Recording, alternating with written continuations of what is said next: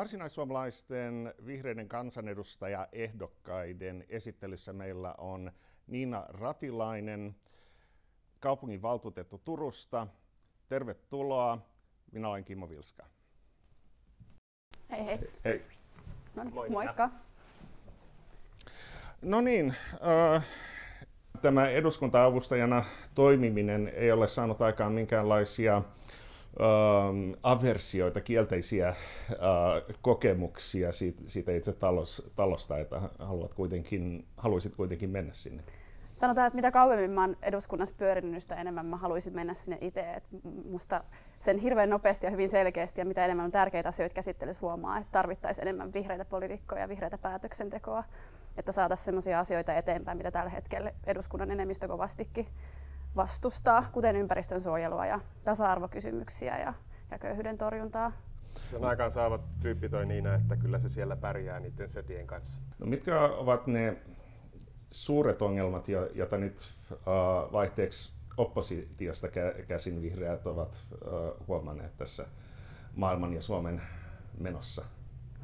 No varmaan ehkä nyt ajankohtaisista ongelmista yksi keskeinen on se, että meillä hallituksen päätöksenteko takkuaa sen jälkeen, kun vihreät on lähtenyt pois hallituksesta, monet asiat on kaatunut. Meillä on tosi paljon luonnonsuojelukysymyksiä, mitkä ei mene eteenpäin, ja se on semmoinen, minkä takia me kovasti Varsinais-Suomessa taistellaan äänistä ja koko Suomessa paikoista. Meillä on tulossa isoja kysymyksiä siitä, että miten esimerkiksi koskien suojelu edistyy. On olemassa paljon kantoja siitä noissa muissa puolueissa, että luonnonsuojelua pitäisi rajoittaa enemmän ja me yritetään olla vastavoima sitten siihen. No miten paha takapakkia tämä ympäristöministerin vaihtuminen on saanut aikaan? Tämä on vähän tiukka paikka.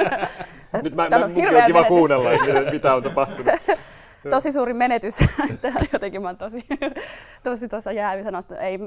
Tosi suuri menetys ollut se, että nyt kaikkein ehkä semmoinen asia, mikä meitä on eniten niin kuin surettanut tässä suorastaan niin kuin syvällä sydämessä, on se, että soidensuojeluohjelma on nyt jarrutettu ja lopulta se päätyi siihen vaiheeseen noin kuukausi sitten, että hallitus suojeli 6% siitä kokonaistavoitteesta, mitä he itse oli itselleen asettanut alun perin. Ja tämä on niin kuin Etelä-Suomessa erityisesti suuri ongelma, että me ei niin kuin pystytä suojelemaan meidän arvokkaita luontokohteita. Tämä on nyt ehkä yksi esimerkki, ja Ville tietää niitä monia muita, mitä pitäisi tehdä paljon voimakkaammin esimerkiksi Itämeren suojelussa, mistä Ville paljon on. No, sano jotain esimerkkejä Varsinais-Suomen kannalta, kun sä oot tällainen kestävän kehityksen ammattilainen, että mitä meillä pitäisi tehdä Itämeren puhdistamisessa tai raideliikenteen kehittämisessä? No ihan ensiksi me tarvittaisiin Varsinais-Suomessa mun mielestä enemmän yhteistyötä koko alueella sen suhteen, että me saataisiin Itämereen kohdistuvia päästöjä vähennettyä. Ja ehkä tämmöinen niin kuin yhteistyön laajentaminen, se auttaisi meitä monessa muussakin kysymyksessä kuntien välillä. Mutta ehkä yksi semmoinen konkreettinen juttu, niin me tarvitaan Turkuun pikaraitiotie ja me tarvitaan siihen muiden kuntien kanssa yhteistyötä, että raitiotie voisi joskus jatkuu täältä Kaarinaan asti ja täältä Raisioon asti. No kun sä oot pyrkimässä eduskuntaan, niin tarvitseeko tämä hanke esimerkiksi valtionosuutta? Tämä tarvitsee ehdottomasti sitä. Tämmöiset isot hankkeet, mistä on hyötyä koko kaupunkiseuduille, on kyllä niin kuin valtakunnan päättäjien asia myös. Ja se ei ole pelkästään se, että nyt kun Helsinki sai sen länsimetron, niin meille myös jotain. Niin kuin raideliikennettä pitää edistää koko maan laajuisesti sillä tavalla, että me saataisiin enemmän liikennettä raiteille. Ja Turussa tämä pikaratikka on just se hanke, mitä me tarvitaan. Ja tunnin juna Saloon. Turku-Helsinki välille tunnin juna. Joo. No, ja se lisää tietenkin Salon lähiliikennettä paljon myös. Säkin puhuit nyt tuossa alussa tasa-arvosta ja kaikenlaisesta tällaisesta. Eikö Suomi nyt kuitenkin ole melko tasa-arvoinen maa? Tämä on tosi hyvä, että otit tämän asian esille. Me ajatellaan helposti, että Suomi on tosi hyvä tasa-arvoasioissa ja niin kuin kärkikastia, mutta aina niin kuin pitää vaatia enemmän eikä saa tyytyä siihen olemassa olevaa tilaa. Muuten ei mitään suuria yhteiskunnallisia muutoksia olisi koskaan tapahtunut. Että Suomi on monissa tasa-arvokysymyksissä kuitenkin esimerkiksi Pohjoismaita jäljessä. Tasa-arvoinen avioliittolaki on viety muissa maissa jo aikoja sitten eteenpäin. Ja mun mielestä kertoo kyllä niin kuin meidän ajasta ja päätöksenteosta jotain. Kiinnostavaa muuten on se, että Ruotsissa tasa-arvoinen avioliittolaki meni eduskunnassa läpi kaikkien muiden äänillä, paitsi pienen kristillisdemokraattisen puolueen. Suomessa 85 äänesti vastaan ja mahdollinen tuleva hallituspuolue Keskustakin, niin melkein kaikki äänesti vastaan. Se kertoo siitä, että on vielä tehtävä.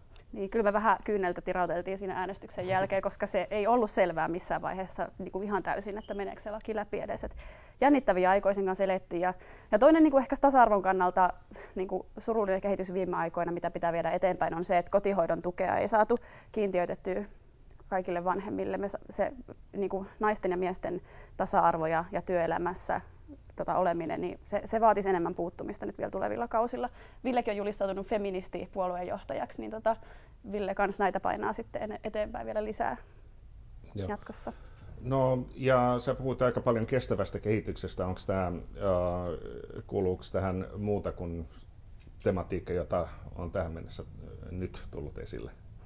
No ehkä niin kuin näinä aikoina erityisesti mun mielestä sosiaalinen kestävä kehitys vaatii enemmän huomiota ja panostusta. Ja ehkä siihen liittyen yksi sellainen tärkeä asia, mitä mä itse haluaisin vaaleissa puhua ja edistää enemmän, niin on ylipäätään se, että niin kuin työllisyys Suomessa ja työpaikat. Meillä on ihan hirveästi nuorisotyöttömyyttä ja pitkäaikaistyöttömyyttä ja työttömyys alkaa olla aika inhimillinen ongelma ja aika suuri ongelma, että me pitäisi tarttua enemmän siihen ihmisten arkeen ja siihen, että miten me saadaan töitä suomalaisille. Ja tämä liittyy mun mielestä sosiaaliseen ja kestävään kehitykseen, että luodaan niitä hyvän elämän edellytyksiä. Tässä on sellaisen käsityksen, että tässä kannatetaan kaikkia mahdollisia hyviä asioita.